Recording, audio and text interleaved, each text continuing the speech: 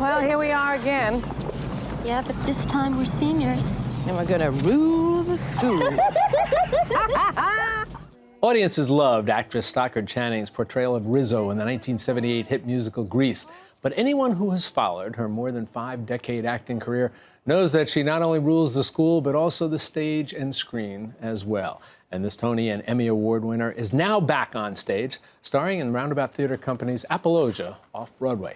She plays a celebrated art historian and 60s political activist, facing the resentment of her 2 adult sons for choices she made as a parent, both past and present. Take a quick look. So, to bring it here, to this house, as a decorative object, just seems to me to be, oh, how can I put this? It's a little disrespectful, I suppose. I mean, both of it and of the artist who created it.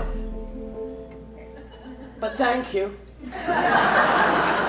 And we are delighted to welcome Stockard Channing to Metro. Folks, it's so nice to have you here. Delighted to be here. This is fun because just yesterday I saw you on stage. There's a lot I want to talk to you about the play.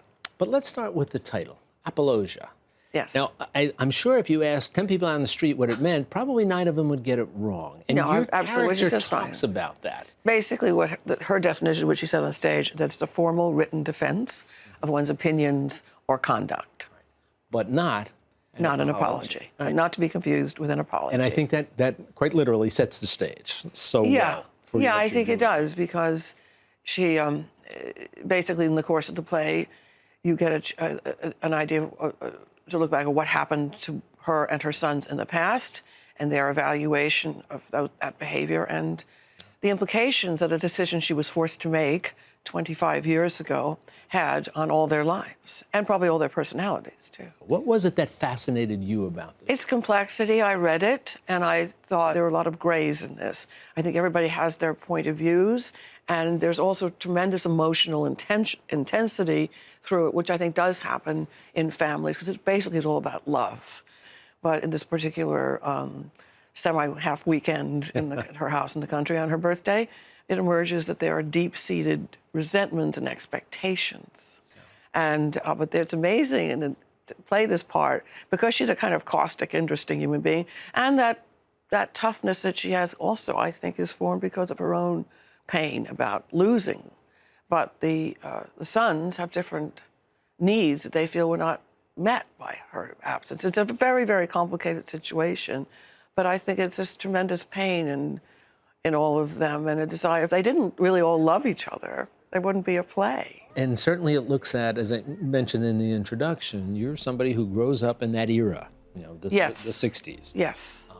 And it was a terribly troubled and turbulent era. It was I also, grew up in the 60s. As she says, yes. Anything and everything felt possible, Right. which we now realize probably was this little moment of unrealistic expectations. But for those of us who kind of came into an age, if you will, I mean, I was a late teenager, you know, and so everything was wide open.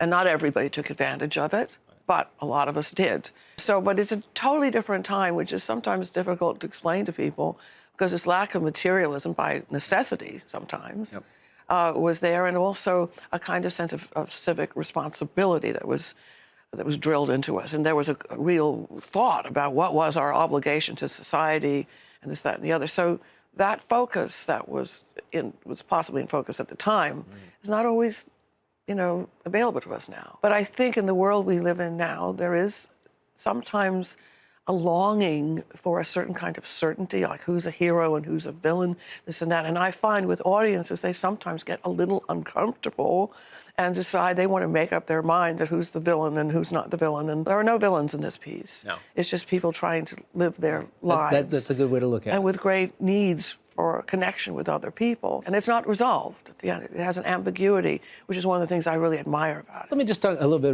about your career. I'm always curious about people who have had such great success as you had, and on stage and on screen. How do you decide what your next project is going to be? I hate to be so like I'm plugging this play, but I guess I am. But the Apollogia, in effect, is about the consequences of someone having to make a decision. And when someone sends you a project or talks about a project, you have to say, oh, I'll go to the next step or not. And sometimes they work out fantastically, and sometimes they just tank with all the will in the world. And so when you ask me about my career, you mean I'm very lucky to be sitting here talking to you, because I could have had an accumulation of decisions, that some of which were made for me, that would not end up exactly fabulously.